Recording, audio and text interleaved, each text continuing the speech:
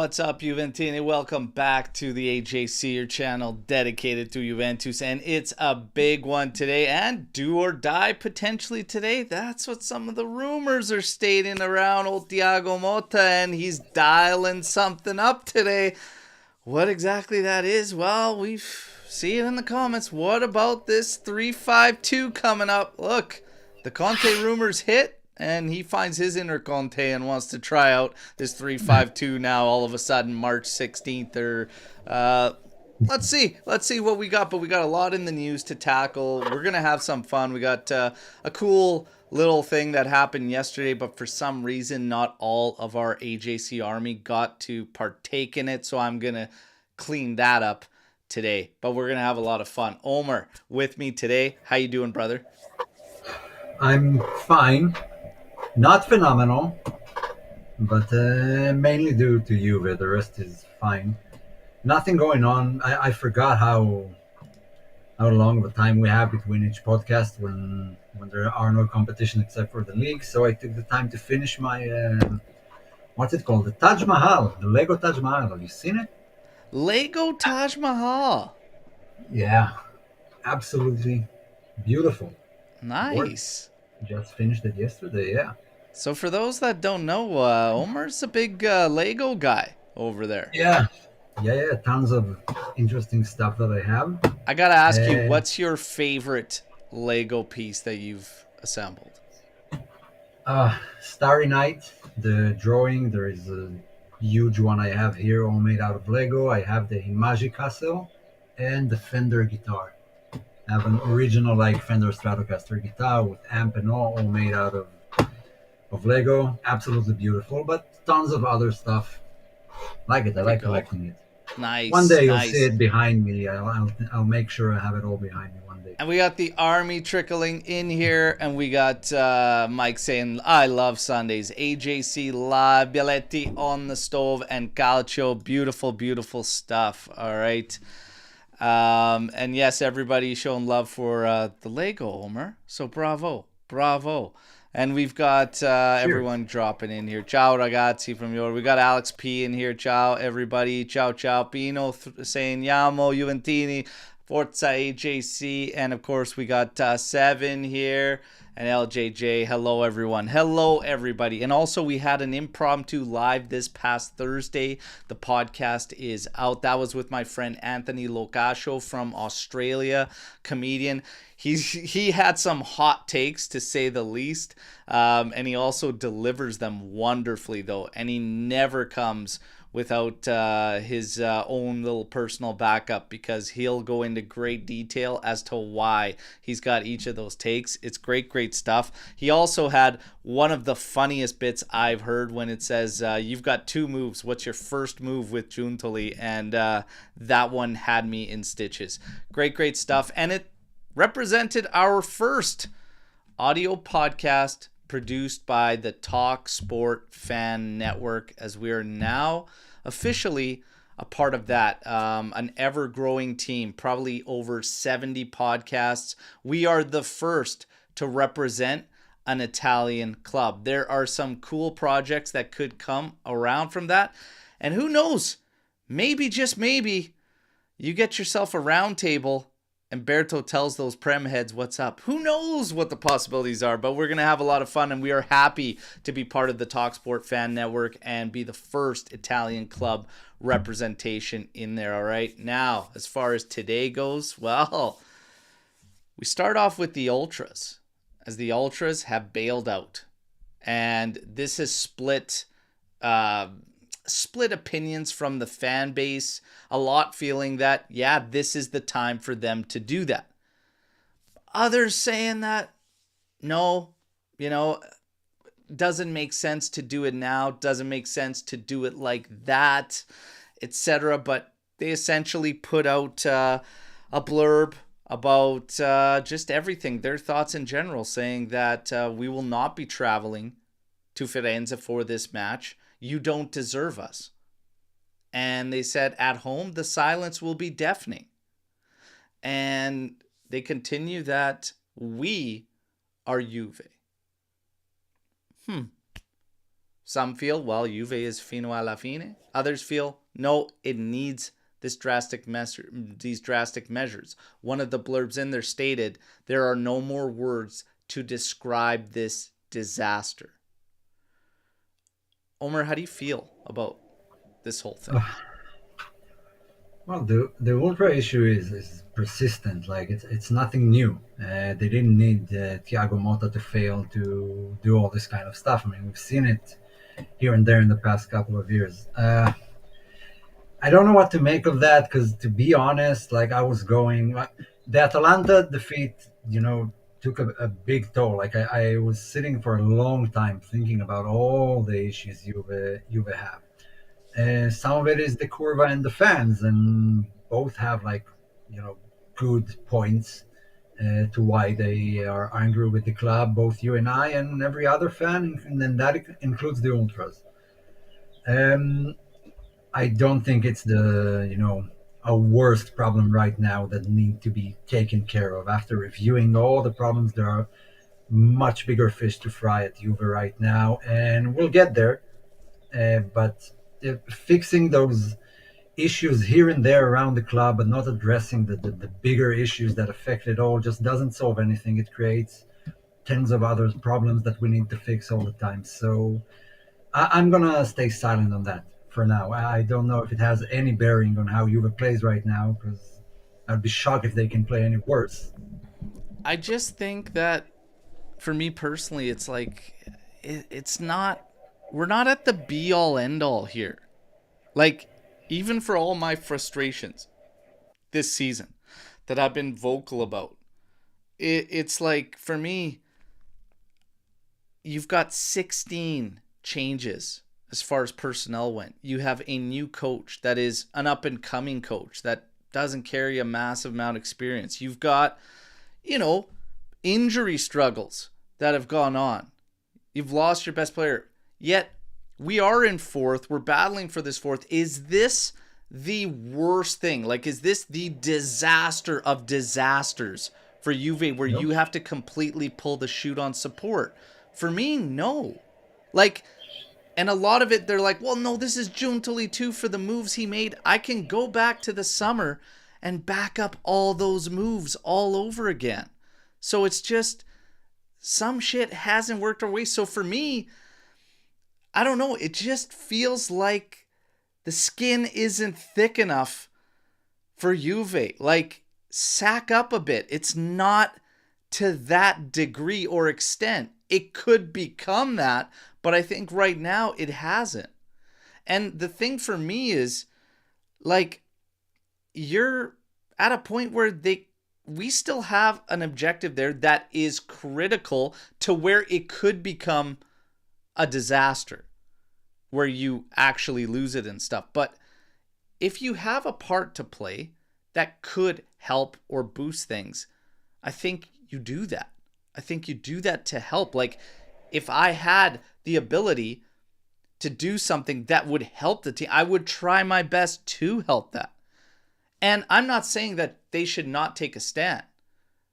They can. I just don't know if now's the right time. It doesn't feel to me in my gut like this is the right time. It isn't a That's all. pressing issue right now, right? Like, is that how you're feeling? Like, I feel it's a bit exaggerated Yeah. towards who they are right now and still what's on stake. If you were out of Europe right now, I would probably address it differently. But the team is still in a position to do end up, fourth, third place. So as bad as it is, they still need the push, and I don't think this is going to help in any way. And we also don't really know, like, again, actions are going to speak louder than any words that they can do. And we don't know what the club's plan is. This potentially today is do or die. So let's wait and see. Let's ride into it. But there's a lot of mixed feelings on the Ultras. I also think that over the years, when they contradict themselves, when I think we've personally gone through a bigger mess, and the message was completely different from them. It was, we'll follow you into Serie B. And now all of a sudden it's, we're done? What? I would have said that it's a culmination of the past 3, 4 years, but it isn't because they keep chanting Allegri, Allegri. Exactly. So it's just it's the whole thing is kind of strange to me. Kind of strange to me. Now, regardless, while we have some ugly stuff there, we did have some cool stuff. We did have something that was rather cool, but I don't know why this happened, and not all of our AJC Army got to enjoy it. But we had Nick Rossi on the show after the Atalanta match. We would have loved to have him for better circumstances, but he is a talented Juventino musician. He's got a song that's called Fino alla fine. And I thought, man, how does Juve not see this? Let's put something together. Let's do some. So we mixed up with Colo, Dan Colosimo, another Juventino out of Toronto, and great editor. He does great mixes on tracks, etc. And we put something together. And we got Juve to post it, but Omer, I know you couldn't find it. I know our friends in Italy, I know all our friends overseas couldn't see it, but we were actually tagged as collaborators for the first time ever with Juve, the AJC, Dan Colosimo, and Nick Rossi. Nick Rossi, if you're not following, please follow this kid. Super talented Juventino. It's Nick Rossi _NY for New York on Instagram. And you see his short from yesterday, and he was so emotional because he could never fathom that his song, his track that was just released, got actually used by Juventus on a post. Unfortunately, I don't know why it didn't hit all the markets, but it's a brilliant track, and I have to share it. It's about just over a minute here for the mix that we did for the video, but check it out. It's great stuff, and yeah, Nick was absolutely jazzed about it. So let's see if we can get her up, and here you go, everybody.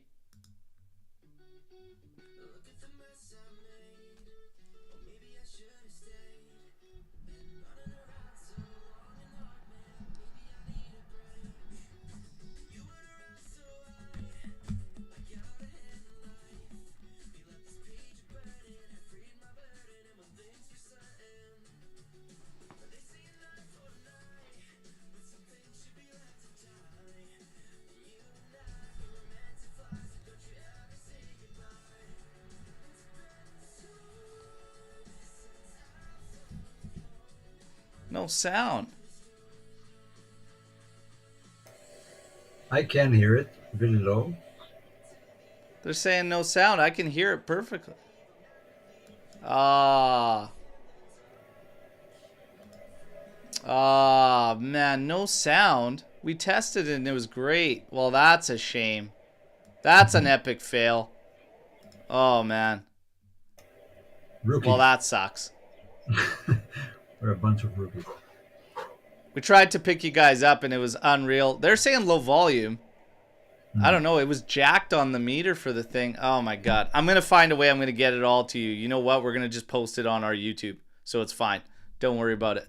But I have no idea why nobody saw it. The cool thing there was that Nick got emotional. And now's the time for everybody all involved. And that was the message. Players, managers, everybody, to remember it's fino alla fine. And maybe the Ultras need a reminder of that too. Nonetheless, here we go, everybody. Osimhen gives his yes to Juve. That's great. But that really means nothing to De Laurentiis. And we knew that all along. Yeah. So Nico Skira coming out today, though, claiming that, hey, he wants, Giuntoli wants him. And he's going to push for it. And it's all going to come down to if Napoli opens a door. I feel like De Laurentiis would eat his own hand before actually opening up to moving him to Juventus. Omer? Mm-hmm. Yeah, I mean, I don't see it happening. And if it does happen, then we're probably repeating the same mistakes, the exact same mistakes we made in the past few years. I don't know. I don't want to spend another 75 million. I mean, don't get me wrong, Osimhen is a great player, but in Italy, how many out of the 4 seasons he had were phenomenal? I mean, it was pretty much one. And then the rest was just filled with all sorts of issues with Napoli himself, whatever. I don't know. I don't see it happening, and I don't want Juve to splash this much on one player. Yeah, I think like we definitely got to stay away from big splashes like that. I mean, 60 was probably pushing it for me. I'd like to see 50 kind of be like that max zone. Um, I don't, I don't get. I'm not there for this kind of push for Osimhen. That 75 mil or whatever clause is there, 70, 75. It ain't going to be there for Juve, and De Laurentiis won't make this easy. And I don't, if we were talking about an Higuain part two, as James Lapierre, a friend from Montreal there, great fan club over there, by the way, official one to take part in. I don't see Osimhen being an Higuain part two. Um, I just can't No. see it. I can't see And it. if it does fail, and we paid, I wish it was 75 million to Napoli. Then once again, we paid money to a lot of money to a direct rival with no guarantee of anything. And if it Yeah, doesn't work out, then we not only weakened ourselves, we strengthened a direct opponent. yeah, I don't know. I don't see it happening. yeah. Neither. Great comment here from Nicola. Love your podcast. Would love to have a chat about Juve's last 30 years, man. Love from Massachusetts. Let's go. We can make it happen. We can absolutely make it happen. Thank you for the support. Everybody get those likes up. And hey, we're not far from 8K. So if you're new here, subscribe. Let's go. I'm kind of with you on Osimhen. In terms of some other target news that we were hearing about, Morten Frendrup, right before getting absolutely the spotlight taken away by our own product, Miretti, who puts in the man of the match performance, bags a brace. And I was saying on our daily update show that because they were talking about using Miretti to bring Morten Frendrup over, and I thought, why? Like, just keep Miretti if that's the case, and I stand firm on that one. But I believe the majority still feels Miretti had his shot and couldn't do it, and it's completely different than being at Genoa, which I completely agree with, but I don't like the message it sends as a whole, especially if you're looking at pulling in a guy that Miretti's doing better than, really, while out on loan. It's weird to me. So I got to get your take on Miretti. Do you want to see him get another shot? Do you think we should sell him if the value goes up after this loan? Well, there's a risk there because right now I think no player is improving at Juve. I think they're all like kind of standing in place, and bringing in Miretti for another season with all the Coop miners, Thuram, Locatelli, guys who are not going to be benched if Motta is still the coach next season. I see him just, grinding to a halt exactly where he is, which will decrease his price and selling him next summer. So a lot of it depends on who the coach is next season. And if it is still Motta and he doesn't have a place in that midfield, sell him. Sell him because you're just going to drop his price, keeping him another season as a rotational guy who barely plays. Yeah. I just, yeah, I don't know. It's just like you send these guys out. So if the sole purpose was to try and bring up value, then I guess we'll find out.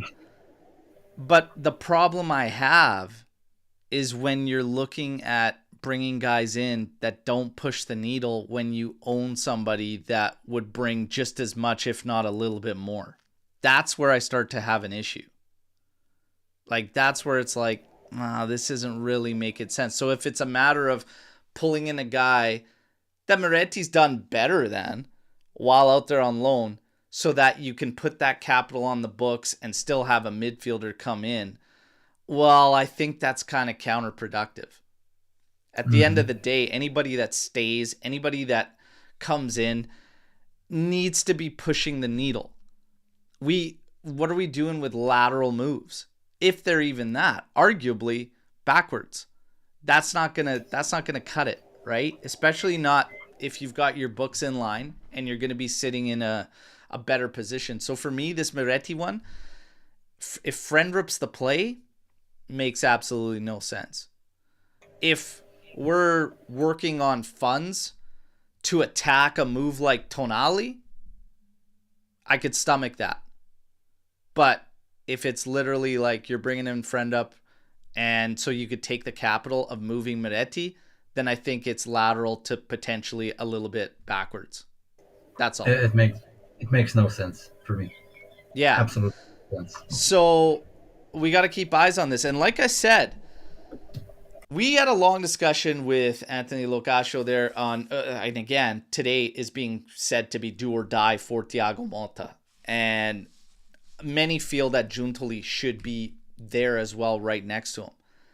And I said, for me, I'm not there yet with Giuntoli, but there's a huge but there, and that's because now, as the books level off and everything's there, how I critique him and judge him the dial gets turned now. And now it's switched on, and it's got to be razor sharp there. Like, I'm even at the point where, let's say something goes sideways, we go without Thiago Motta. Like, this next move is critical for him as a sporting director, and the next decision is big. It is. Look, he's not the first general director of a big club that hired the wrong coach. I mean, Florentino Perez done it more than once. It can happen. He still has time to fix it. We'll get to Motta probably later, but I don't think Giuntoli is in the same boat as Motta right now. Sometimes, again, going back to the same point in time next season, Motta seems like the absolute best choice for Juve right now. Apparently he isn't. I was wrong about that. A lot of us were wrong about that. Unless, I don't know, we can turn it around. But it's okay. If we were wrong about it, Giuntoli can be wrong about it. At the end of the day, there are millions of factors that make a coach work at a certain club, a certain team. And I don't want to pin it all on him. Because you hired him, you have to go as well. I don't see how it's counterproductive to what. And that's kind of where I'm at. And then it comes down to these moves and the players he brought in. I stand firm that a lot of these moves, I wouldn't have guessed that with all the moves and what Giuntoli did, and even bringing in Thiago Motta, I would have never guessed Motta would be this stubborn. Or, like I said, a lot of this season, it doesn't feel like the same guy. Today we get finally something new, something different, which I still think has some questionable decisions in there, which we will get to. But very much the future is in discussion and up for discussion. Nico Skira came flat out and saying there are way too many claims for him to not say that there is a high percentage of a non-confirmation for Thiago Motta at season's end, no matter what happens, even hitting top 4. There is a lot of news around today being do or die, and there's a lot of news around Mancini. So we've got the candidates. You've got Conte, you've got Pioli throwing his name, like getting his name mixed in there. You've got Mancini, you've got Tudor. I gotta say, and we don't know what anything's gonna be with Conte. He's tied to Napoli. But for me, Conte would have me break my rule on no returns. He absolutely would. And a big part of that is what's going on in the upper management level, where there's really nothing coming from. He at least gives you instant culture, instant DNA. Like, it's a culture shock. And it'll send waves all over that friggin' place right now. It's a big part of why I would break my rule. The other part is, out of all those guys there, I truly do believe he's a cut above. Big time. And if we're talking, and Gasparini's in there as well. Outside of Conte, I'm going to be quite honest, because this question came up. Rank those options. rank your coaching options from 1 to 5 out of those names. After Conte, I struggled tremendously. And it I took me a would too. while, but like even a guy like Mancini that everybody is like, yeah, I'd love Mancini. Well, Mancini was a Juventino growing up, and he talked about always watching Juve. Roberto Bettega was his idol. And even Mancini said a lot of crazy, crazy crap after Calciopoli. And after Calciopoli, he said a lot of things. He celebrated the piece of cardboard. So it's like, even in our options, we kind of have this battle. And a lot of people see Mancini being hired as this potential disrespect to the fan base yet again. But here's my thing, Moggi, who had major words exchanged with Mancini during that whole debacle, even said way back when that in 2011 he goes, Juve should hire Roberto Mancini, despite the fact that I don't like him, we don't like each other, we don't get along. He talked about how great coach he was, and he said we should hire him. That's back in 2011. For me, I'm going to be quite honest, I have a hell of a time outside of Conte ranking them. But Omer, your thoughts on this list potentially? Where would you like to see Juve go? And are you the same as me, Conte flat out number one above the rest for ranking?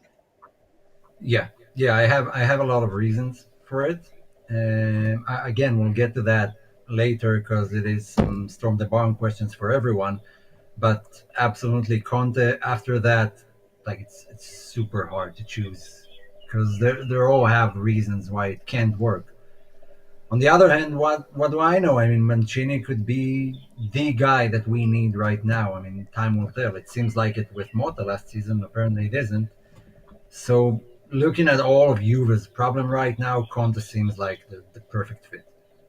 Now, take Conte out of the equation because we're all kind of seemingly high majority that Conte should be number one if he even became available.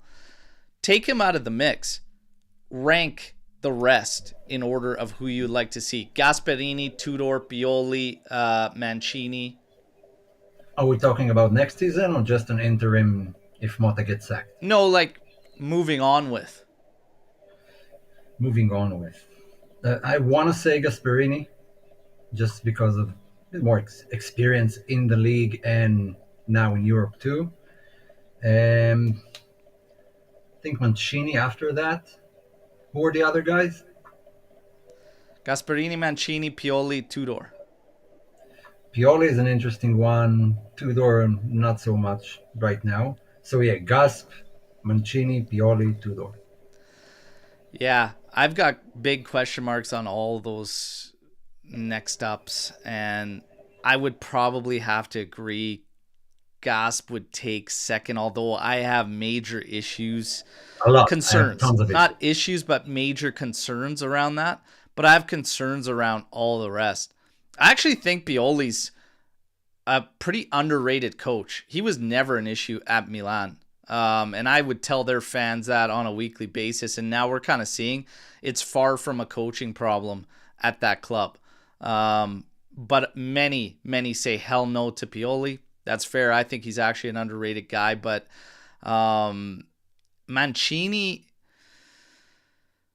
yeah, a lot of experience there with Mancini and Gasperini. I'd probably have to go Gasperini 2.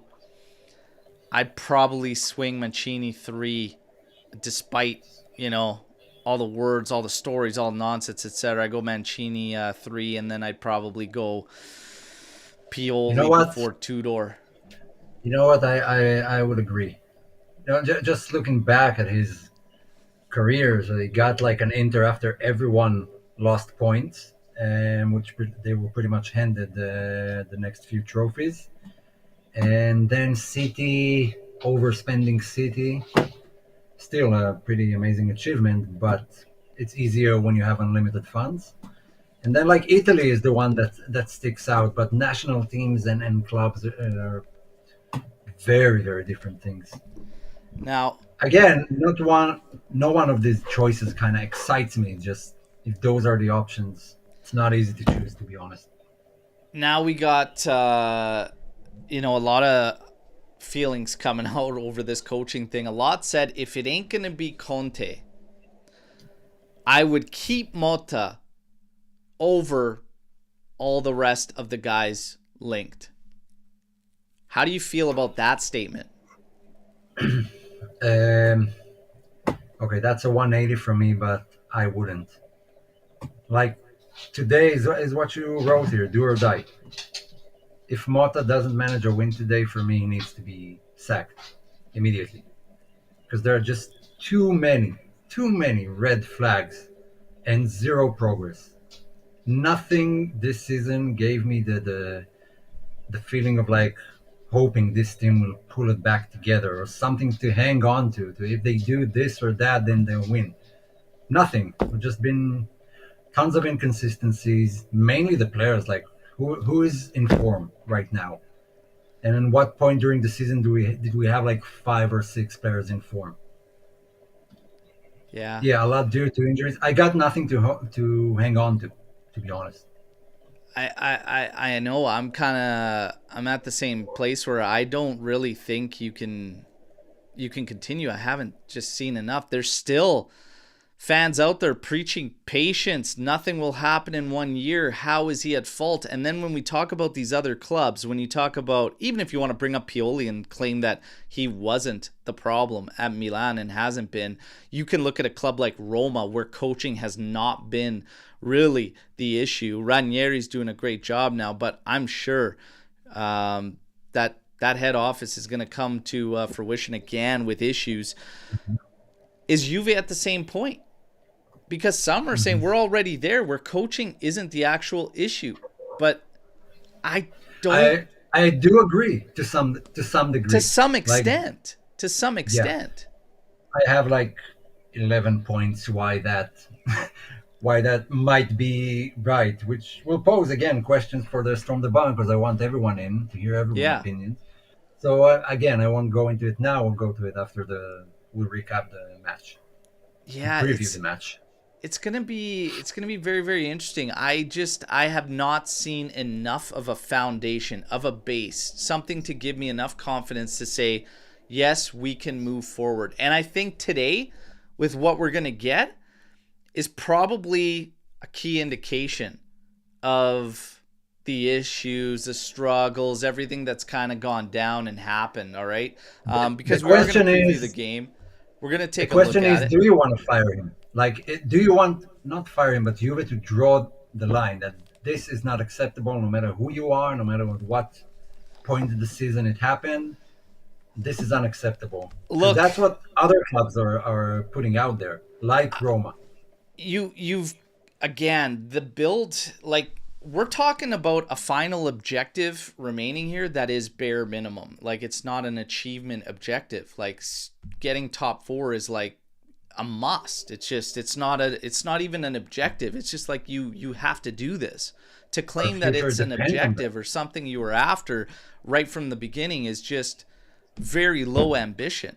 So the fact that this is where the fight has come to, all the statistics, all the numbers, it just, yeah, it's left a ton to be desired. On top of it, just what we're getting in lineups, what we're seeing on the pitch, the constant questioning of guys in out of position, no continuity, the rumors around locker room, dressing room, players leaking they're unhappy. Like, I mean, that doesn't just get created out of thin air. Like it, where there's that much smoke, there's a fire, even if it's a small fire. I just think there's too much against this thing. Like, and at the end of the day, the results need to be there. Because if you want to be a hard ass and you want to say no to guys, you want to push guys out the door, you have to at least be winning. Otherwise, the optics are terrible. And I'm with Matt here on this one. There is 100% something going on behind the scenes. Oh, absolutely. Like there is 100% something going on. I'm with you every step of the way on that one. Today, it doesn't get any easier. A lot we're still asking, even at the beginning of this live, is this game going down because of the weather, the temperature? or the Storm, excuse me. It's impressive that the ultras, tiers and whatnot could create such crazy flooding and everything, and like such a storm raiding Firenze there. But nonetheless, this game was never in doubt. Okay, it's gonna be going down, and yeah, even with the weather and the condition of the pitch, could be very, very interesting and throw a big wild card on top of an already do or die match, which is something to keep tabs on. The condition And of the we're pitch. and we're doing awful in the rain. I mean, we failed to do passes on a regular pitch. The Yeah. Atalanta match was rainy too. I kind of noticed that during the season we're having a really tough time with wet pitches when it's Yeah. raining. Main. It's another variable that gets thrown into today, and let's see, because we're gonna get into this game here.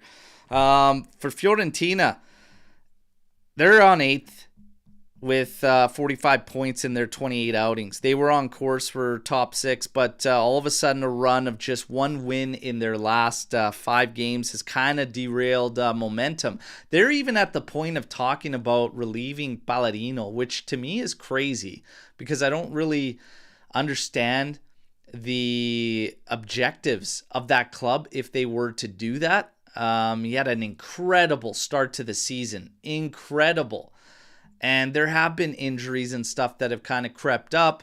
He's also dealing with the roster that they have in general, which I think he's kind of right where he should be. And there's a lot of these games that kind of got away from him that arguably shouldn't have. I don't think Palladino is doing a job where he needs to be sacked. But nonetheless, his job apparently in question. They are going to be without the services of Colpani. But apart from him, everyone else is expected to be available for this one. Mandragora and even Zaniolo are back in the mix after being suspended in their last outing. We're going to take a look at what we expect to see from their lineup, and this is it. This is what they're rumored to be going with. De Gea obviously in goal. Pongracic, Mari, and Ranieri as your 3 CBs. You're going to have Dodo on one wing back role. You're going to have Adli. Look at Fagioli right in the heart there. Foloroncio, Gosens, Goodmanson, and of course Moise Kean. So a couple familiar faces. Now, there's no surprise here with Fiorentina. Really no surprises. I would expect someone else to be in there rather than Foloroncio. Okay. Outside of that, I think this is pretty bang on as to what we can expect to see from Fiorentina. The 3-5-2 will set them up to give us some issues based on what we've seen historically this season against that setup. And there are going to be some key battles. How are we going to counter that? Well, Giovanni Albanese says, you want Conte? Thiago Motta says, I'll give you Conte. He's going 3-5-2, apparently. But still with a couple question marks for me. So let's take a look at this. Di Gregorio in goal. Kalulu, Kelly, and Vega as your 3 CBs. And there is no way I expect Kelly to be in the heart of that. I would probably expect Vega to be there. Gatti expected to be rested. I don't know if I buy this lineup whatsoever, to be honest. We're resting Gatti when we're playing once a week, right before an international break. I don't know, but Cope Miners, Locatelli, Thuram, flat 3 midfield. Okay. Way as one wing back. McKennie as the other wing back. Nico Gonzalez up next to Kolo Muani. Omer. I mean, it's a mess. It's an absolute mess for me. First of all, you have, Di Gregorio. Then you have 3 center backs who have yet to play together on the same pitch. I agree that I think Vega will be central. Just resting Gatti doesn't make any sense. It's a do or die match for Juve. He's been the best performing center back this season, like it or not. Then you start off with all your midfielders on the pitch, so no one on the bench. And if you want to throw in Adzic or someone, then there's no room for him here. Then you go and throw in McKennie on the left because apparently a few months ago he said he can't drop him, so he just sticks him in wherever, which again makes no sense. It did make sense when Cambiaso was injured and Rui was the option. Cambiaso has to start it. If you don't want to play McKennie, rest him, but leave something on the bench. Where fine and Nico Gonzalez, I wouldn't have played him either. I would have played Ildiz if it's I like don't a second understand striker this. role. Nico's been on shocker after shocker after shocker. Just get him to come off the bench here. But like this also takes away Yildiz, takes away Conceição, who's back in. Like it renders those guys nowhere to play. Other than Yildiz, who could play next to Kolomuani up top and have that freedom, which I actually would do. I'd immediately make that change. If you absolutely have to play McKennie, Cope Miners hasn't been an absolute must play, so slot him in the midfield there. And get Cambiaso as your wing back if you're going to play that style and give him that freedom. But this, and at the back, like, I know that Gatti's played a lot, okay? But we haven't played a game for a week. It was last Sunday. So I get it. He played a lot in build up to this, but we're playing once a week now. I'm sorry. You got to get Gatti in this game. It seems like a mess. It seems like something pulled out of the sleeve with no thought to it, just to shake up the system. You know what? It might work. It might shock Fiorentina. They have played on Thursday in the Conference League, so they did have a midweek game. Maybe it'll throw them off. Maybe it will throw our players off, and it will make it easier for Fiorentina at home to beat us on a wet pitch. Well, it's fucking throwing me off. I'll tell you that. Yeah, I mean, everyone looks confused as it is, like with the lineup they played all season. I doubt this will fix it. But again, we're just two guys talking here. We might be dead wrong, and we kill them 3-0 away. Imagine, if you will, everybody, that it's a soaked, awful pitch. We show up with this and all of a sudden play some of the best football we have played all season. Like, who knows? Am I going to bank on that? Probably not. I think this lineup is almost a continuation of what I saw with changes made in the Atalanta match, where it's just scattered and this guy is all over the map. And you doing a watch along for this today? Yeah, there's a watch along today. Godspeed, man. yeah. Godspeed. All right. Figure out what they're doing. I really can't. I really can't make a whole lot of sense of some of these decisions from a performance standpoint too. It's very, very strange to me that you would go into a game that is considered do or die without Gatti, without Yildiz up there. It's very, very questionable. Even Cambiaso, if you are going to go to a wingback setup, it's very, very bizarre to me. It's scattered. It's lost. I don't know if this guy's trying to make a stand. I don't know if he feels like certain guys aren't backing him, and that's why he's not going with them in a do or die game for himself. And the reason I bring this up is if we are going to buy into all the smoke that has happened throughout this season and say that there probably is a fire there, well, two guys that were right in the heart of that when issues arose, three guys were Perin, Gatti, and Cambiaso. They were three named in there. There was another one, apparently Vlahovic. But maybe that's why. Maybe it's do or die for him, and he goes, I'm just going to go with the guys that have actually rewarded me in performances, or at least are willing to fight for me. Maybe he doesn't get that from other guys, and maybe there is truth to what we're hearing about even Gatti second-guessing himself staying at Juve if Motta continues. I'm just spitballing here. I'm not saying this is exactly what's happening, but I really, really question seeing this as our projected 11 for this game. So for me, maybe that is it. I don't know. I really hope so. I really hope that Juve win today and win convincingly. You know what? Not even convincingly. Just win it. I'm not win. Now I'm not here for the way we look on the pitch and who scored and whatever. I'm here for Juve to win. We can't lose that top four. Apparently Napoli dropped points too. Atalanta play Inter, and there are still a lot of matches. I mean, Juve can progress in the table and Yeah. get to a safe zone. But right now, they're looking backwards. They're not looking forward. Because even Fiorentina that we played today are 7 points off Juve. If they win today, 4 points. Lazio magically drew last week, so but they're like 2 points or 1 point behind us. I mean, the teams behind us won more loss, and some of them go past us, and some of them get really close to us. And so just win it. If you don't sack Motta now, because it's beyond fixing. This season is beyond fixing at this point, and there's too much hanging Yeah. on making it into There's fourth just, place.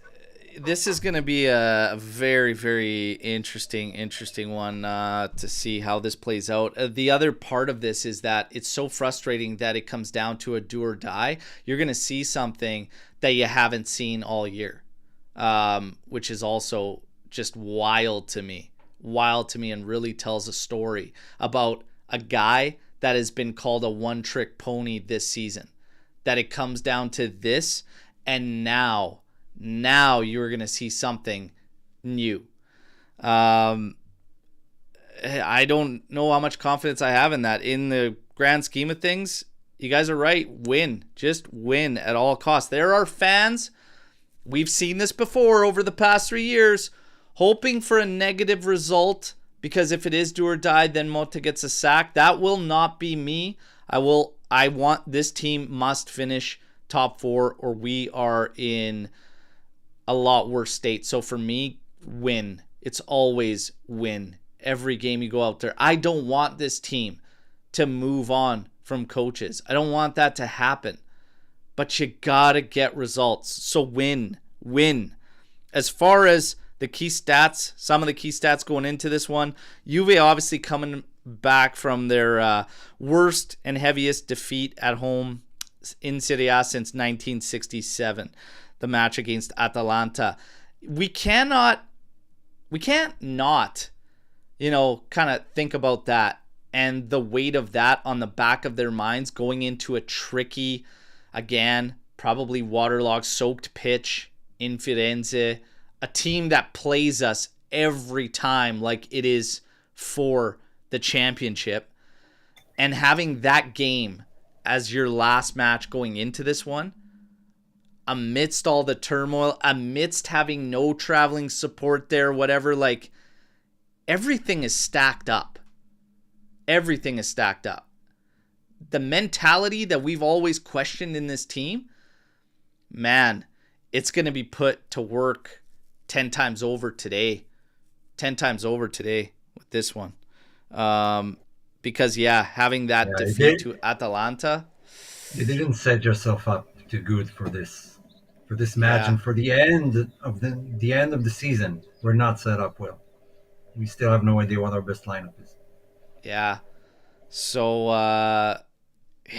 let's see. The old lady have won their last 2 away games, while they have only lost once away from home this season. Out of 85 home league meetings with Juve, Fiorentina have managed to win only 28 times. Their most recent triumph, do we know when that was? The last time they did it? I remember the game vividly. That Fiorentina beat us? Yeah, at home. At home? Because in 85 home league meetings, they've only managed to win 28 times. Was it the Vlahovic goal with Ribéry, like in, what was it, 2019? 2022. It was that awful game. Awful game. Oh my God. Brutal game. But yeah, that's the last time.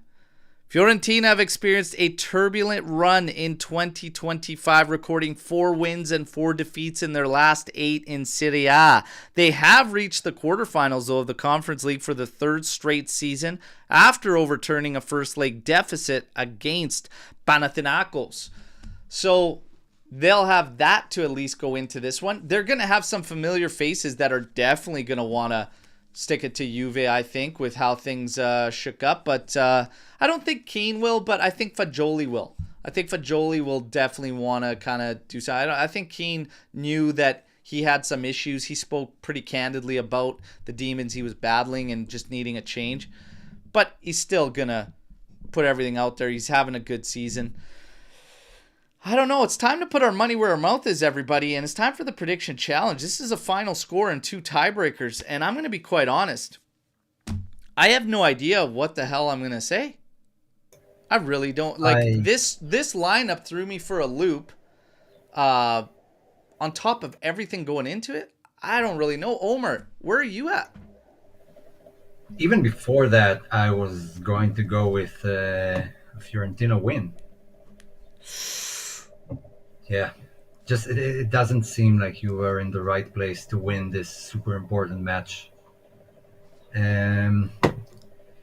Yeah, you were going. For me, I think you were losing 2-0, maybe 2-1, maybe they get a goal. I really, really hope I'm wrong. I don't want Juve to lose. I want Champions League next season. But I think Juve are way out of their depths now. Yeah, we got a lot of Fiorentina shouts in here. We do got Sev, 2-1 for Juve. Bravo to you, man. Fiorentina from Really? David. We got 2-1 Fiorentina coming from Pino. Fiorentina 3-2. Not a lot of positivity. A neutral 1-1 coming in from Matt. 1-0 Juve win. 89th minute corner. 2-1 Fiorentina. 3-0 Juve from Reno. Holy. Woo! Still dreaming over here on the West Coast at 6:45 a.m. Hopefully, I hope Good. you're right. We need more of that. 1-0 Juve, Cortomuso. Goal off a corner. That's trim. We got a 3-1 Fiorentina. We got a 0-0, a 1-0, a 2-0 for Juve. So we got some 4-1 from Bianconero here. Whew. Giddy up. I wish. From your from your text there to the football gods. James up here going 2-0 Fiorentina. Dodo and Keane. Oof. I think I'm gonna go with I just think the game itself, especially if we're mirroring each other, is gonna be a very ugly one. Especially if the pitch is gonna have some bad conditions. I think that Fiorentina is also gonna have to be a little weary, and Palladino's gonna have to. He's kind of all of a sudden, for some reason, fighting for his job as well. I think this could be a cautious kind of game. And I'm going to go 1-1 draw because I think it's going to be just pretty ugly. I don't think it's going to be a smooth, fluid game whatsoever. But it's tough to say. Fiorentina could feel like, and Palladino could feel like this is a big one for him and making his case to stay, and he could try to get them to go guns blazing. I don't know if he's going to open himself up when the blueprint has been laid that we will struggle if you take the spaces away and just force us to kind of get technical. I really don't know. This is a tough one. I'm going to sit at a 1-1 draw. I think it's going to be an ugly game. Sader coming in here with a 6-1. You ho. What? Giddy up. But that will get you pumped up for the rest of the season. Now, right now, didn't you? I mean, I didn't lose complete interest, but I kind of lost interest in the season right now. Well, it's hard when you're literally only playing for top For four. fourth. I mean, everybody's pulling up the scenarios and everybody's talking like, oh, I get it. But this team is, and we said this at the last point when we got 6 points away, and it was like, do you expect Inter to drop 7 points? Do you also expect us to be consistent enough through even just 11 matches to really make this happen? I said it's up for them to prove to us. Venezia and Napoli end up drawing 0-0 today. That puts Napoli at 61 points. A win today for us would put us 6 points away from the top. But of course, Inter still has a match to play. I mean, we could get into a third place, a second place scenario, being 6 points out of there. But again, the confidence in us going on runs and streaks is not really there, and that's a reality. Now, Mario's prediction is pitchfork and torches time.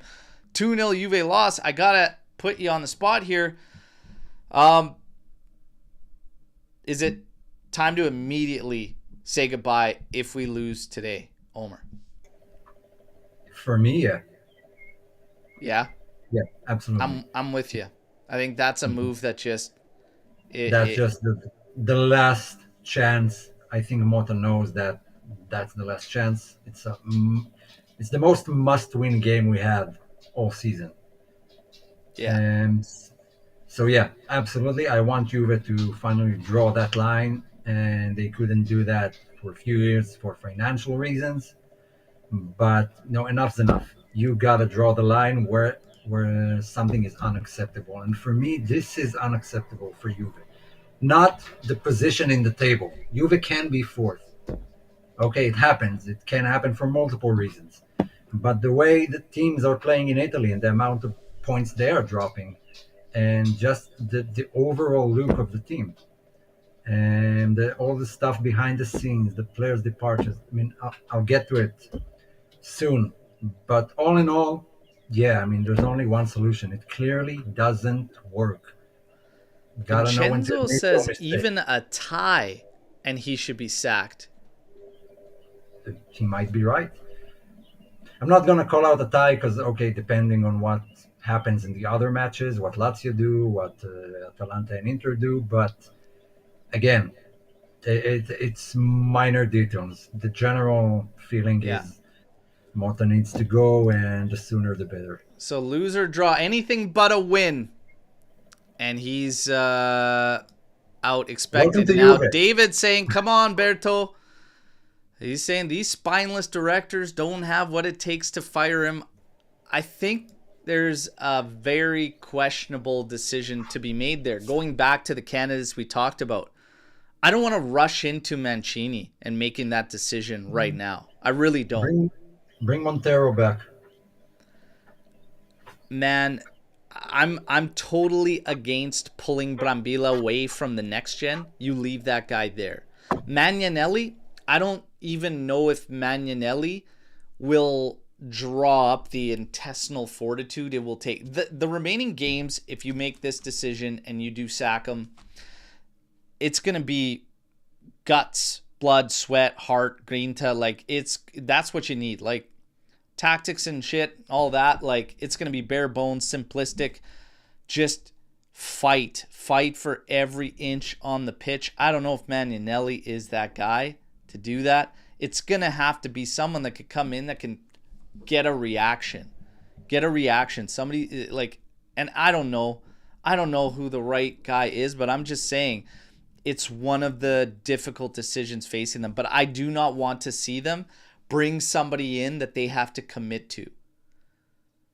Tudor will want a 1.5 years probably minimum. I don't want to do that. Mancini's going to want a contract. I don't want to do that. I want to get to the summer and make your decision. And I started talking about using the Club World Cup as a build-up to the season for the next coach. Anthony Locascio on Thursday said, that's a detriment, man. You're getting another coach coming in. You got to travel. You got to go. I said, this is perfect. You're away from home and all the noise and all the bullshit. You're traveling with the team, and you're going to have some competitive games to use as friendlies to build up for the season that aren't make or break. It's a competition, but it's not do or die. It's nothing critical. This is perfect scenario for me. For a new coach, I want to make that decision at season's end.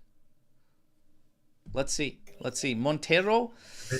No, I'm kidding with Montero. Everyone Yeah, took I it know. really seriously. I'm really kidding. He had 2 matches. I don't know Juve. who your caretaker is. I don't know who the guy is that comes in that just says, hey. Chiellini was thrown around.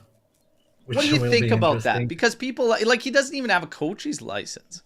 Yeah, I'm just those experiments in Juve when everything matters, and then you try experimenting stuff that was never tried before.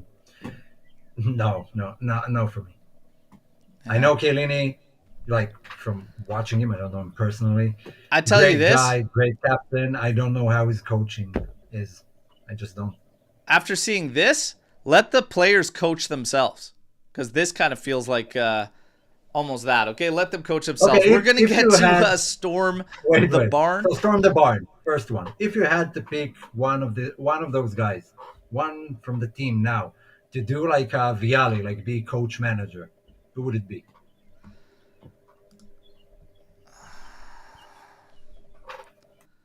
I'd probably take Bremer because he's available and he has nothing to do. Yeah. Coach manager like Viali.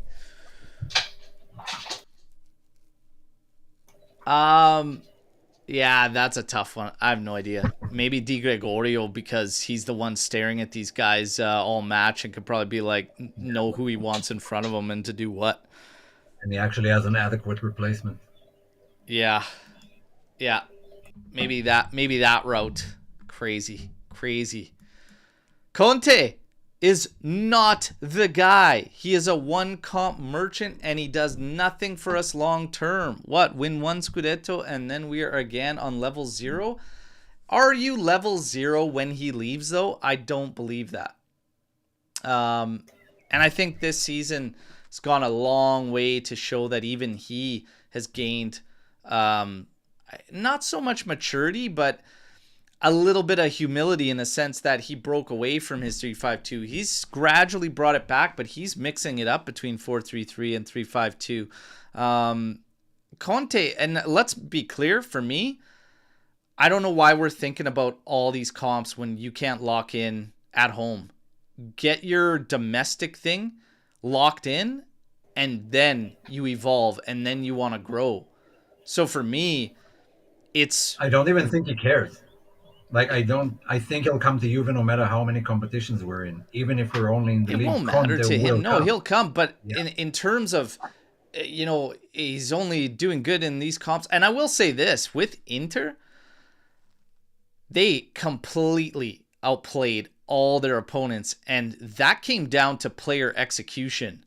Inter bounced in the group there, but like should have easily probably won based on play. Those guys, they couldn't hit the broadside of a barn as far as finishing whatever, but they played, actually they were the better side in almost all their games. And I know at the end of the day it's the results, but if you watch the games you would have never guessed that team bowed out like that. But I'm not even worried about that.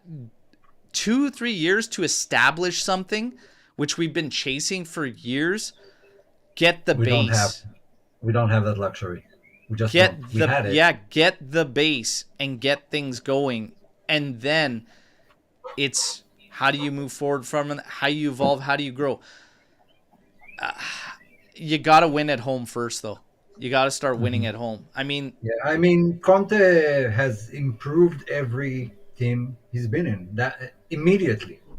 He took over from 7th place Juve, won a Scudetto. Let's leave the other seasons aside. Took Inter, first season, finished with 1 point off the top. Season afterwards, completely dominated the league. Chelsea took over from 10th place, Mourinho to win it. Took Spurs from 10th to the Champions League to 4th in half a season. The guy is an immediate improvement on any team he plays in. What happens afterwards, we'll deal with that afterwards. We need to win now. We need to get back to the top now. Is he the reason why any of those clubs might have gone backwards after he's left? Inter didn't go backwards at all. We didn't go backwards at all in 2013. Like, we didn't go backwards at all in 2015, excuse me. Because his successor was a guy who played pretty similar to him. Even to Allegri, it took a while to switch to 4 at the back. And so I know Inzaghi was the perfect choice. Yeah, it's just, I think right now, if he came available, he is by far the top choice that is most logical, that is most, for me, makes the most sense, and is exactly what we would need for a number of reasons, especially the void at the top. That's just me. But anybody looking beyond Champions League, etc., you gotta lock it in at home. You gotta lock it in at home, everybody. You really do.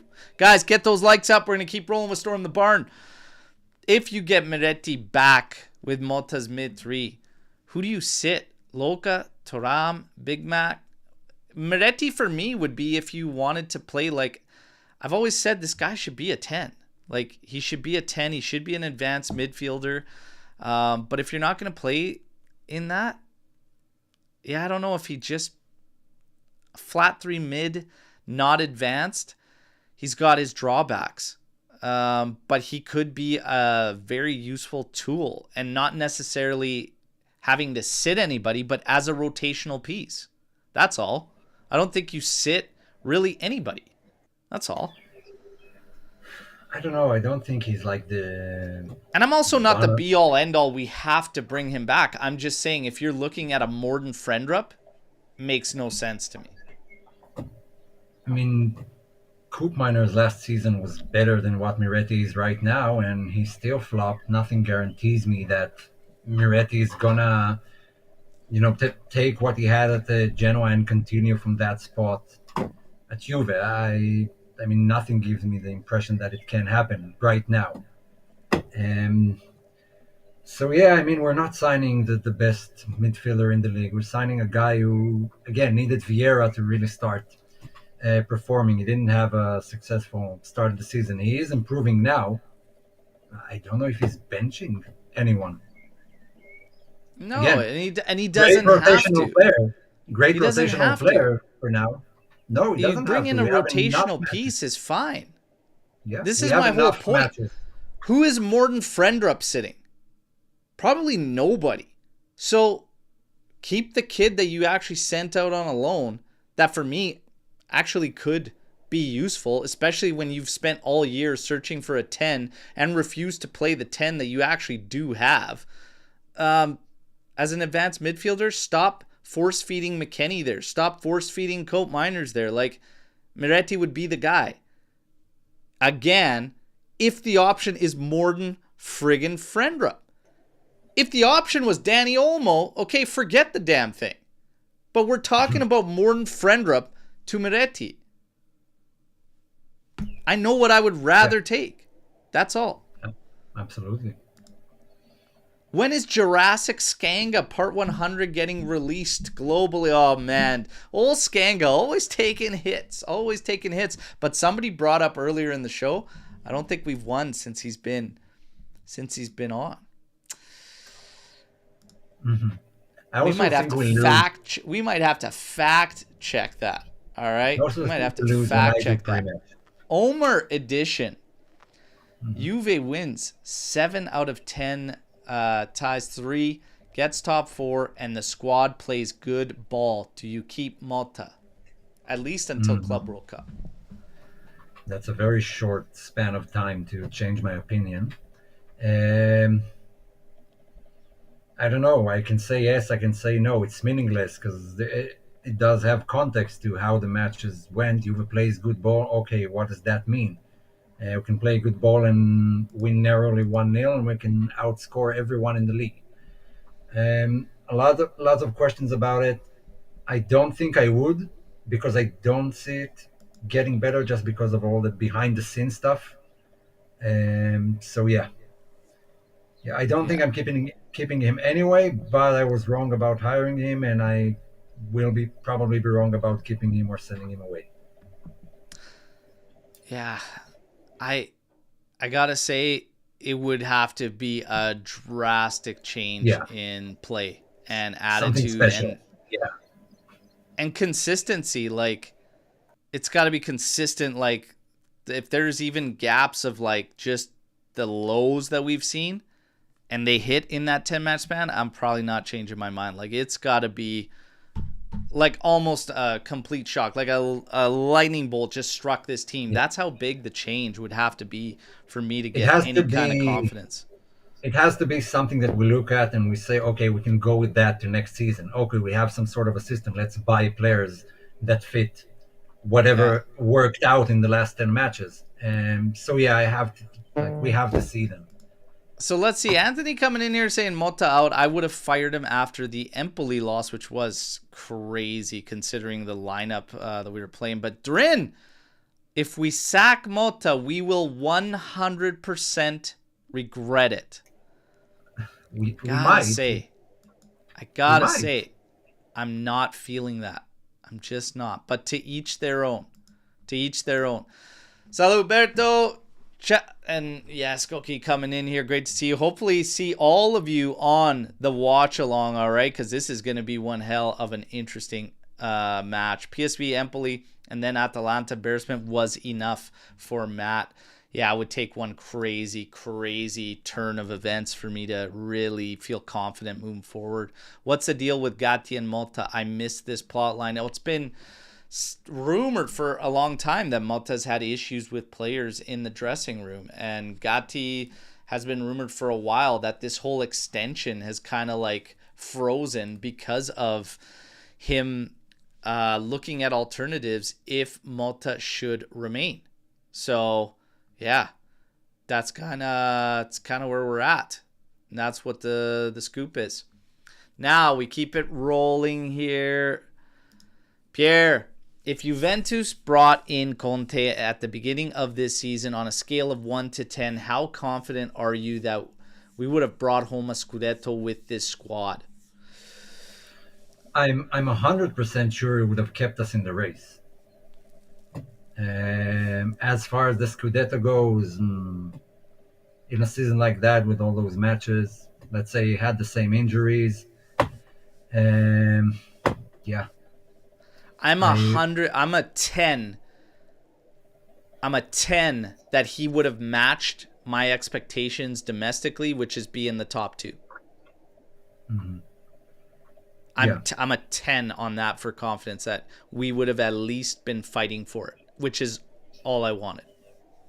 Yeah, that seems about right. I can't say that he won't 100% win the Scudetto. There's nothing that's a for sure or whatever, but I have a lot of confidence that now, and again, a big part of this is now seeing that he even adapted with the Napoli side he had, because, man, I don't know, that roster,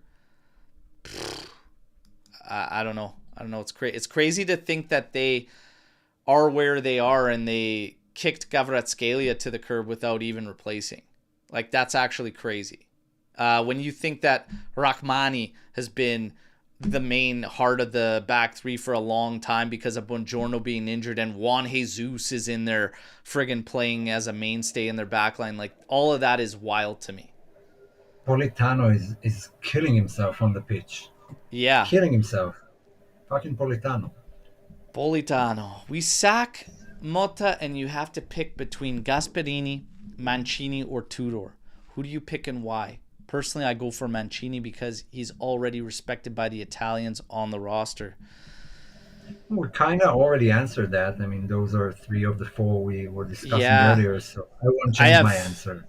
Significant and strong concerns with all three of them, and my big thing with Gasperini is that the board has to completely back this guy, and you know that there's going to be issues with players. Like, you just know that is going to happen, and he's going to be quick to throw guys under the bus. When it comes to Mancini, I'm iffy on Mancini. I really, really am. This ever since Vialli, not to say that Vialli's passing is really what did it, but it's an interesting moment in time where he struggled with the Azzurri, and it felt like he was locking into guys, and he lost what made him strong in terms of rewarding the guys in form and getting the guys that truly deserve to be there. And then his stint after, when he bailed on the Azzurri for issues with the FIGC and completely bombed in Saudi, I'm really, really iffy on Mancini, everybody. And when it comes to Tudor, strong teams, like, he wants them to play strong physical football, but I feel like he's going a Conte route, but without as much stimulus and a much quicker, like, it fizzles out quicker. So I have major concerns all there. That said, I'm probably going to put Gasperini as my top if those are the three. Yeah. It's basically what we said earlier. So yeah, Gasp for me. still take the first spot. Not that I'm too excited about it, but out of those three, yeah. Yeah, yeah. For you, apparently you already discussed. Oh, okay. So he says, I know we lost the final. That bicycle kick from Mr. No Good was insane. What's your favorite Juventus goal ever? Oh, Oh, favorite Juve goal ever. That Mandzukic goal. I hate that it gets overlooked because of the result and everything, but that was just insane. The ball didn't touch for like through what, 4 players, and a crazy stretch on the pitch that it didn't even hit the ground. That was insane. But yeah. Hard to not pick this one, mainly because it was just absolute beauty. And if it hadn't been for how the match went on, it would probably be number one. But just let's go a bit different. Higuain against Inter is a good one. I'd go with Dybala against Barcelona, the first goal. favorite goal ever. Yeah. One of them, it's very hard to pick, just one. Man. And Bianconeri 81 is like, this is probably my favorite goal ever, and it's definitely my favorite Del Piero goal.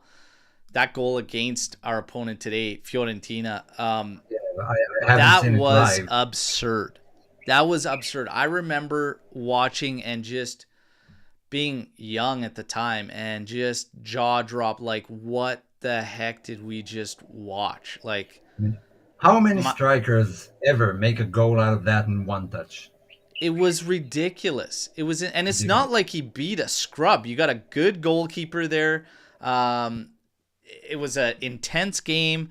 To do that, to even the thought of attempting that at that moment was just insane. That goal, it's my favorite, hands down, hands down. Just I Yeah, haven't seen it live, so it's hard to say. It's hard to pick it out of the goals I've seen. yeah. Um, but again, like a million goals, I can choose a million goals. It's very hard for D- me to pick just one. yeah. It might be one to look for in the future, but and maybe if we have enough time at the end today, maybe we go favorite goals per like 4 player, and we get the chat to name some players. That'd be a fun one. We'll do that in a bit here. We got some more to go. Who gets Hmm. the preliminary day today? So let's pull up Fiorentina. We got to do this. This is starting to become a little bit of a tradition that our friend Swarid has kind of started here.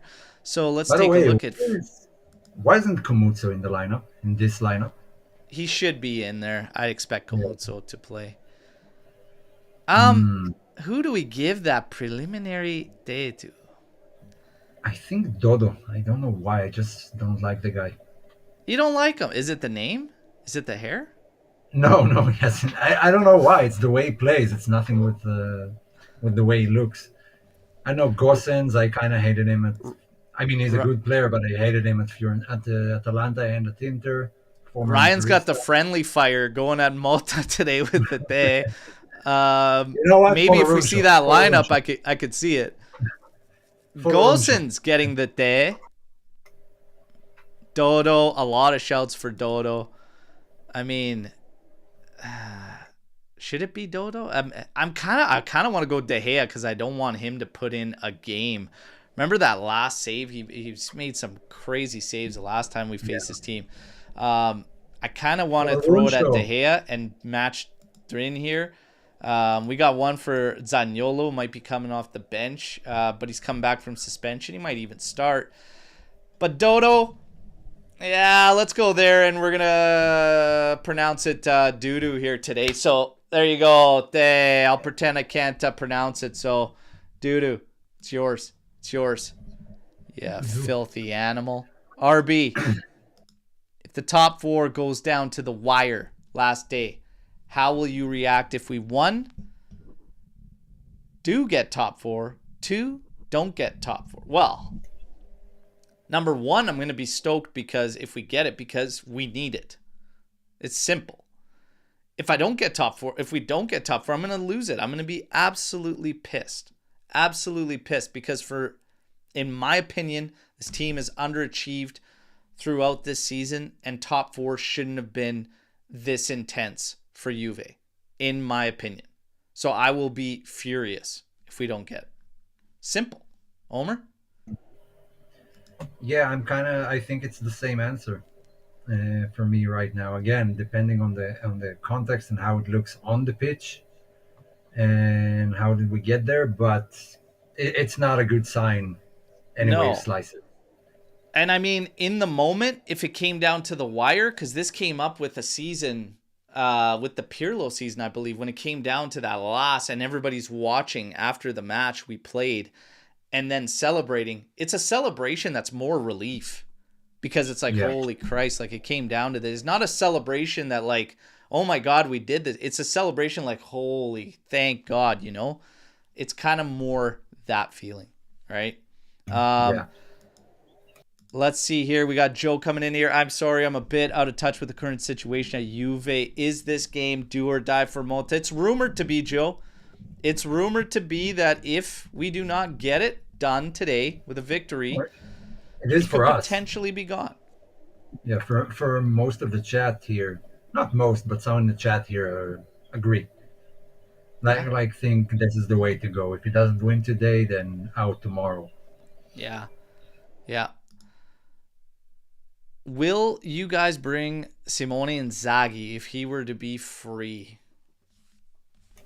Yes, yes, and we'd be stupid not to. Does he make it above Conte? No. He makes it above the rest for me though. Now, Yeah, yeah, I absolutely. after Lazio, I was like, no, I don't see it. Now I could see it, and I'd probably put him above the rest. But I will say this: I can't stand looking at the guy, and it would be a major problem for me. He's got a face. I just wanna deliver one of these right to the suck hole. I can't stand this guy. Gotta say, I had the same feeling with Allegri, but when you win, it doesn't really matter. You forget all about that. I know. I feel like it would be one of those guys where it's like you could see why everybody hates him, but he's on your side, so it's cool. And by the way, we've had players like that. A lot of players like that you're like, you could Yeah, see the other teams can't stand him. Quadrado was one for years. Teams just hated Quadrado, and we were like, that's our guy. You just deal with it. Towards the end, we got frustrated in his play and stuff, but Quad was one of those guys other teams couldn't stand. Gatti is kind of one of those guys now. We don't have too many of those guys now. It's really only Gatti that teams hate and yeah, can't stand, which is a reason why I like him, because you need guys like that. And you need personalities like that. Because they do throw a little bit of a mental edge out there when other teams are thinking about these guys, right? yeah. Um, I mean, Lichtsteiner comes to mind. Uh, Lichtsteiner was a beauty. Yeah. yeah, Yeah. I remember. I remember one official, one of the linesmen, not a current linesman, someone who was in the league in the previous Lucci decade. for He sure. said, yeah, he said that Lichtsteiner was the most obnoxious player he ever, refereed. He just hated standing on the side next to him. He was giving him nightmares. So even referees couldn't see him, couldn't like him, and that says a lot. But he's on Yeah. your team, so fuck everyone. Vidal. Dude, Hmm. Chiellini. People hated playing against Chiellini, and other fans like Yeah. they loved him when it came to the Azzurri, Hmm. because they couldn't deny that. But yeah, he was I one of think them. Chiellini turned out during his career to be just a wonderful person. I didn't know it early on, but Yeah, the difference between him on the pitch and him off the pitch is like 180 degrees. He's such a nice guy and was such a killer on the pitch. yeah. It's not easy to pull that off. Could we throw Bibita out there, or would you say he was likable? I don't think he was hated. I think outside of Napoli, he wasn't like hated by. He was annoying, not as Mandzukic. Like if Yeah, you played against him, Mandzukic was someone who gave nightmares to everyone he yeah, played against, from Messi to any mediocre defender in Italy. yeah, yeah.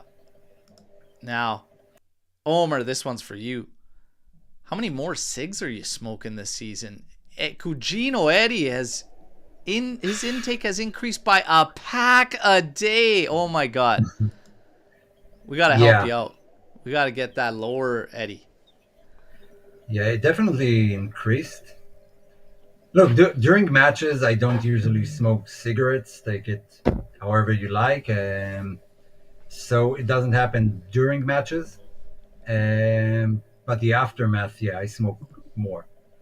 Oh It has man. increased it, not by a pack a day, but it has increased it. Juve is killing its fan base. What the Yeah, hell? Start I winning. always said I always say that Juve shortens my life significantly while making it better. Uh, the electric cabbage, the devil's lettuce? Eh? Easy. Mm, Easy. Been a long time. Been a long time. How many yeah. from the Napoli 11 would be a starter at Juve? Mm, Uh, nope. Again, a lot of that correlates with Conte being there because yeah, because I was going to look, say Lukaku is playing well. Do I want him instead of Vlahovic? No. If Conte is the coach, yeah, why not? that's But kind of the thing. If I'm looking at yeah, this, Lobotka, but Lobotka would probably, I'd say, be there. McTominay, I wouldn't start over Thuram if I'm being completely honest. but Um, Anguissa, I would take Anguissa I think definitely. Thuram would be an absolute freak under a coach Yeah. like Conte. Um, Hmm. Anguissa on the other side is probably a lock too. Hmm. Um, Up top, No, I think Neres is a very good player. I don't know if I'd take him. I might go Um, Yildiz one side, Neris on the other. I might do something like that. I Right at the might. very top, though. I think it's Lobotka and Gissa Buongiorno are the obvious answer. The rest are Yeah, debatable. yeah. The rest is kind of how you look at things. If you could choose one match, which match would you say shortened your lifespan by like 40 years? For me, it was Spurs Juve. I was trembling the whole of that game. Spurs Juve. Mhm. That was I think a it's. I nice know mine. turnaround there. Higuain and Pipita coming up big. I know mine. It's the 3-1 win against Real Madrid at the Bernabeu. Because we lost 3-0 at home, and Yeah. I was like, this Real Madrid, like, we're not getting it back. Scoring three just to go to extra time, no Yeah. way we pull it off. And I couldn't believe we actually pulled it off. And then that took out like 10 years of my life. And then the Ronaldo penalty, Buffon red, and everything that happened, that took another 30 years. I uh I was I was at planning to live work. to 150. I was at work during that match and I kept getting up and like selling the goals, like literally jumping in my office. I had this corner office and I was like jumping up and I was selling and then I'd have to walk. I'd have to like take a lap. So the first one we got early and I was like, "Yes, okay." We got a second one and then I get up and I'm like doing a lap. I'm hyped up. I'm grabbing a coffee or whatever and I like go back and everybody's like, "What are you doing? Why so like jacked up?" I'm like, "Oh, there's just a big game happening right now." When we tied it, I lost it. And then I just totally fell into the moment. I was like, oh my God. Every second felt like 10 minutes. And I was like, oh my God, like what is gonna happen next? And for it to go down like that, I was just totally rattled and totally just devastated at how it all ended. And I was messed up that night. Like when I got home from work, like I was like I almost couldn't even work the rest of Mhm. the afternoon. Like I was like, what in the like I was just rattled. I, I felt like a kid, that like I asked you for a balloon and then you blew it up for me, and right before you handed it to me, you popped it up in my face, and any kid would just start crying, and that's how I felt. I felt like the Yeah, hype was building up, and I was ready to be super happy and be proud of my team, and it kind of, in 1 second, all exploded in my face. yeah, that one was just crazy for just how sudden and just that one moment, and it just from the highest of highs to like being on the brink of an insane high And to that win just isn't talked cry. about enough. To beat that Real Madrid at the Bernabeu 3-0, that was insane. Yeah. I don't think anyone in Europe could have pulled it off at that moment. Yeah, it was nuts. It was nuts. Now, We've got, I think we've got one more. Serie B managers with Juve connections. Grosso, Sassuolo, Pipo, Pisa. Any chances to coach Juve now or give them time? I'm just adamant that the next guy's got to have a serious CV. And I'm standing firm on that one. There's no more up and coming for the next guy. The next guy. Right now, you need a serious decision. Serious manager coming in. Yeah, Grosso was already coaching at Juve, right? Like he was coaching one of the youth teams. I don't remember if Next Gen or Primavera. I think he was Primavera like way back. Like this is a while ago Yeah, now. yeah. But he was part of the system, and Pipo he did get promoted to Serie A and failed miserably. I think it was Salernitana, maybe. Um, Yeah. yeah, I'm not going in for the hopeful projects anymore. I want someone to straighten everything up, and then we'll go gallivanting again for new managers. Yeah, we've kind of like when you look at this coaching decision and whatnot, we've been chasing our tail for a while. It's time to get it right there. For all the shit and abuse that Giuntoli takes on this decision and why some say like he needs to go too is like we've been getting it wrong for a while. Like when we said goodbye to Max the first time, we needed to get that right, and we didn't. Sarri was clearly not the guy. He wasn't the guy. He And wasn't that was option one, too. and he wasn't. He was like way down the list. So we fucked it up there. And we followed up with a guy that never coached whatsoever in Pirlo. I love Pirlo. I will always adore the guy.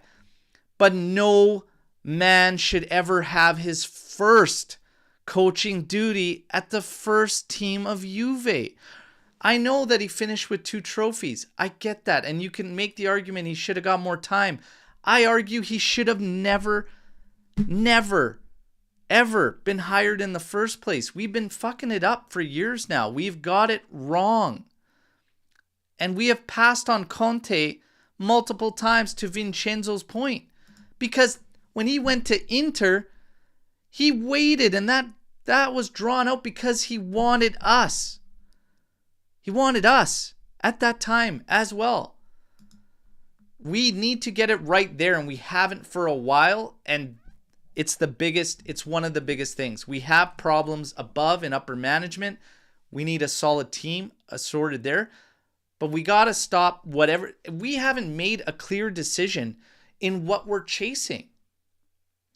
Are we chasing a style of play, a type of play? Because Sarri never brought that. What the hell type of play, or what were we going to see with Pirlo when he had no data? We had no data of what he was going to bring. It was just words. Okay, I agreed with his words at the time. I was like, I like your thesis. It's interesting. I'd love to see it. But I'm still super skeptical. But I'll back you 100% if the team feels this is a need.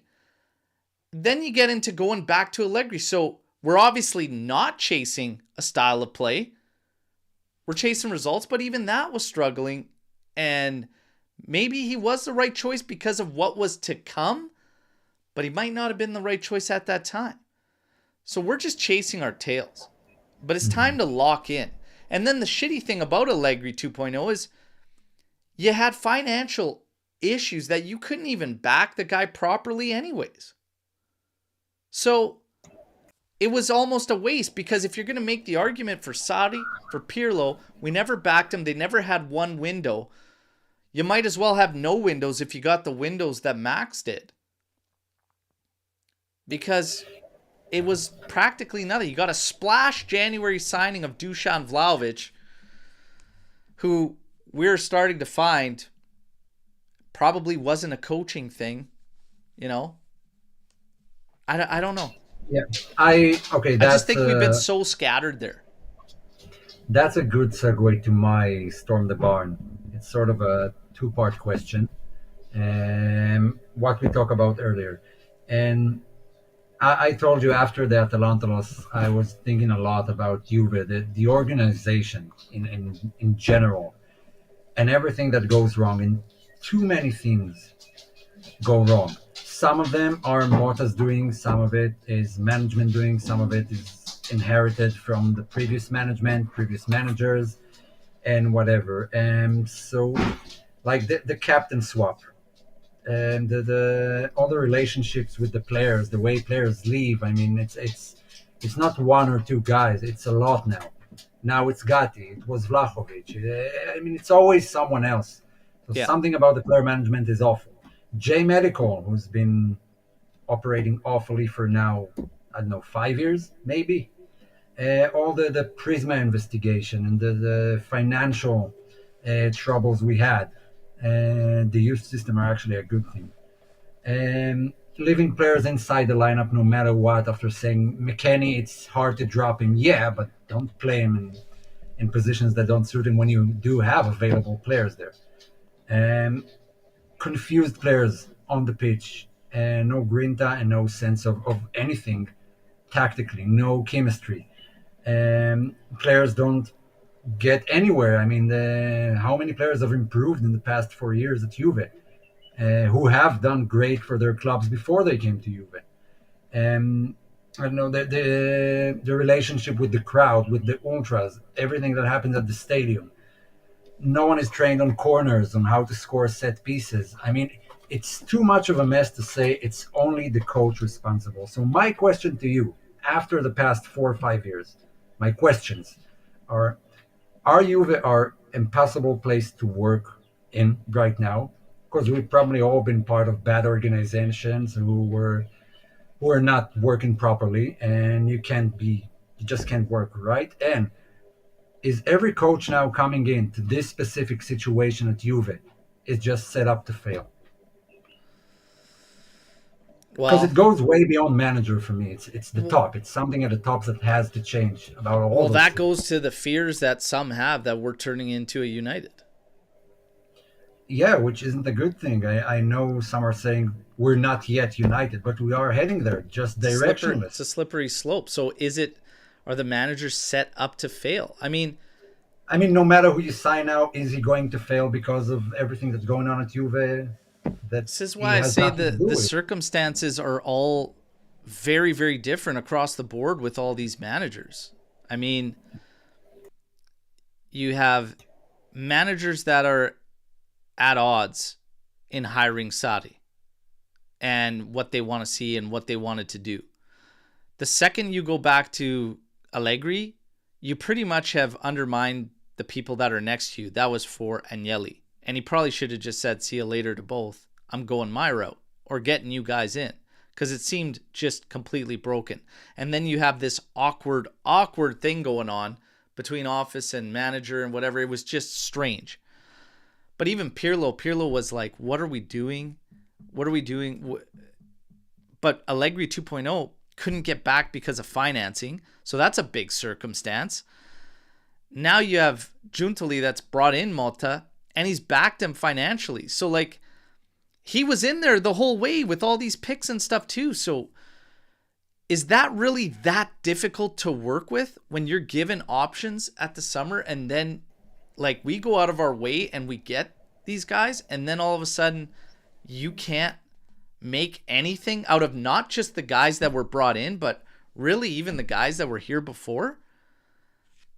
I don't know if it's all like the environment obviously needs a revamp, because you have to get the right guys at the top, and we've had guys that are non-existent. We've had nobody above Giuntoli. That's the truth. Those guys are just numbers guys. They're completely useless, and they do nothing from a footballing aspect. That has to be done. But in terms of a coach coming in and getting backed with 168 million in one summer, you should be doing more. So I don't think that's that tough a situation to deal with. No, it's not that tough. Mota just happened to make it worse because of some of the things I said that's his own Yeah. doing. The captain things and shit, that's his own doing. Yeah. Uh, but when the I management is a mess up top, no one's reporting to anyone, no one holds anyone accountable for anything. They're just there to balance the books. It's not going to work. one more coaching hire for me. Giuntoli gets one more coaching hire. Yeah, I'd agree with that. If he gets it wrong, if it goes sideways again, then you know what? See you later, man. Because it can't be like this was a disaster for me. Like there's zero consistency throughout an entire season. If we're sitting here in March unable to understand who we are as a team, identity, there's no base, there's no foundation, there's nothing. So to do that, that's a disaster. That is a disaster. It's frustrating. But let's see. Today, massive one today. Let's see what the team's going to do. The predictions are in. There's a lot of pessimism around there, but I understand it, everybody. At the end of the day, it's up to them to prove it to us. Let's see what they can do. 20 minutes before kickoff, I'm live. I hope to see you all there.